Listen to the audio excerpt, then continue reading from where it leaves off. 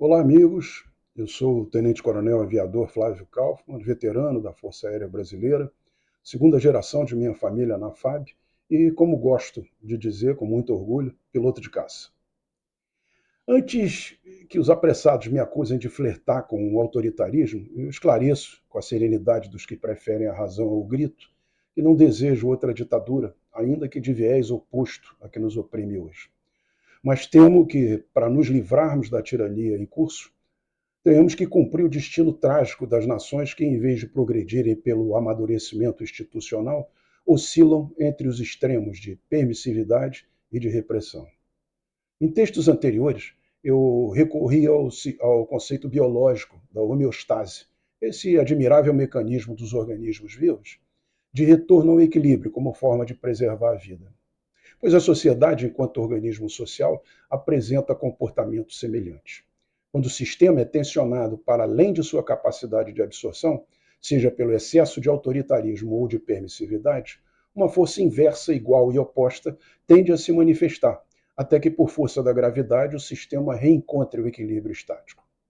Observando o Brasil atual, não é difícil perceber que esse pêndulo foi, nos últimos anos, empurrado com força incomum para o lado errado da história. Os indicadores estão aí, visíveis e gritantes. 70 milhões de brasileiros sem acesso pleno a saneamento básico.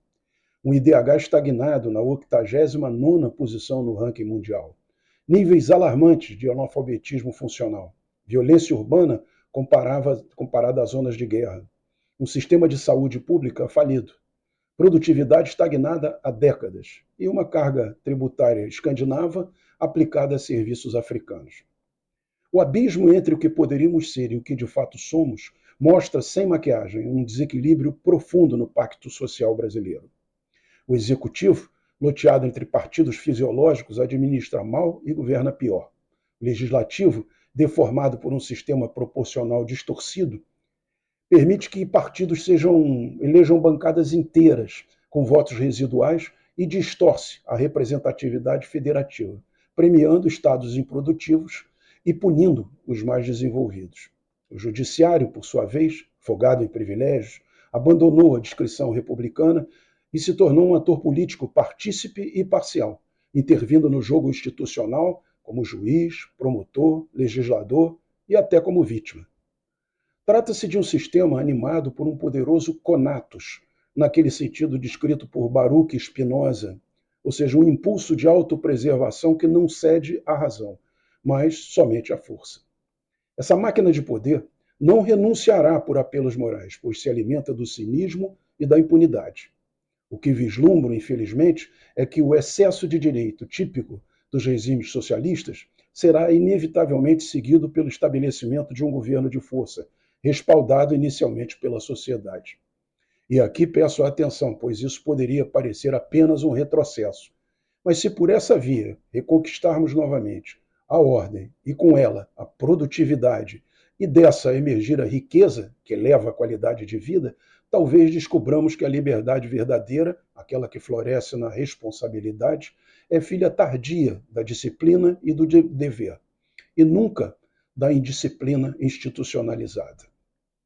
Essa minha afirmação se inspira no eco das análises de Douglas North e Daron Acemoglu, que identificaram nas instituições inclusivas e estáveis, com respeito à propriedade, liberdade econômica e segurança jurídica, a razão fundamental pela qual algumas nações prosperam enquanto outras permanecem na estagnação.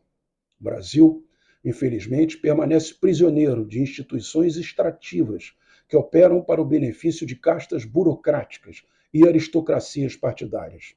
Um Estado patrimonialista, assistencialista, corrupto, que favorece os amigos do rei e as ONGs de estimação, em vez de promover o mérito, a produtividade e a justiça. Num quadro como esse, não é de se espantar, portanto, a declaração lúcida do deputado Felipe de Orleans e Bragança ao constatar que qualquer correção institucional de rumo tornou-se inviável.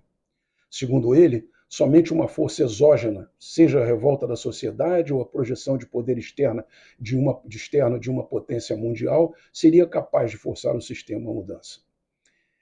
E quase como um corolário desse teorema, uma série recente de erros diplomáticos, bravatas ideológicas e declarações ofensivas do atual governo petista contra os Estados Unidos, até então nosso maior parceiro comercial estratégico, ameaça agora fazer o céu desabar sobre nós.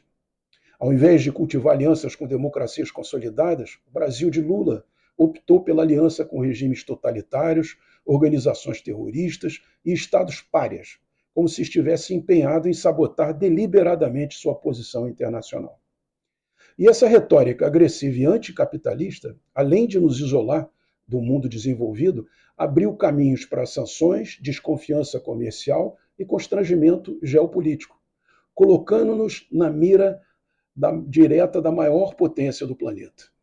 A recente ameaça de elevação das tarifas de importação pelos Estados Unidos sobre produtos brasileiros de exportação expõe a fragilidade de nossa diplomacia e antecipa um impacto devastador sobre nossa economia, com reflexos diretos no emprego, no consumo e no já combalido poder de compra das famílias.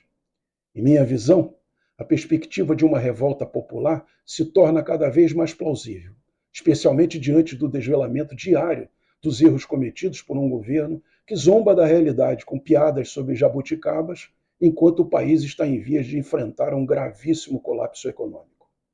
Penso que num país onde a riqueza e a miséria são distribuídas de forma geograficamente desigual, tal colapso pode acirrar os ressentimentos regionais e fomentar o estopim de uma guerra civil, não apenas social, mas federativa, colocando as regiões produtivas em rota de colisão com as parasitárias. Diante desse quadro, é evidente que somente uma liderança externa ao sistema, um verdadeiro outsider, imune às chantagens dos partidos e dotado de espírito reformador e coragem monástica, poderia enfrentar o leviatã institucional brasileiro. No entanto, ainda que se conseguisse eleger alguém assim, contornando os conhecidos vícios do processo eleitoral, tal figura enfrentaria toda a fúria das corporações políticas, jurídicas e midiáticas que reagem com ferocidade a qualquer ameaça ao status quo, pois o sistema reage com força quando sente o hálito da mudança. Acima de tudo, o que se espera é que o país retorne ao seu centro de equilíbrio o mais rápido possível, porque o preço desse insano desvio tem sido devastador.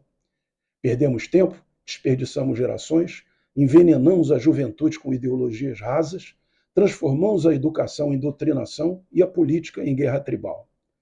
Cultivamos a cultura da esperteza, do privilégio e da preguiça, ao passo que esmagamos o mérito, a iniciativa e a virtude.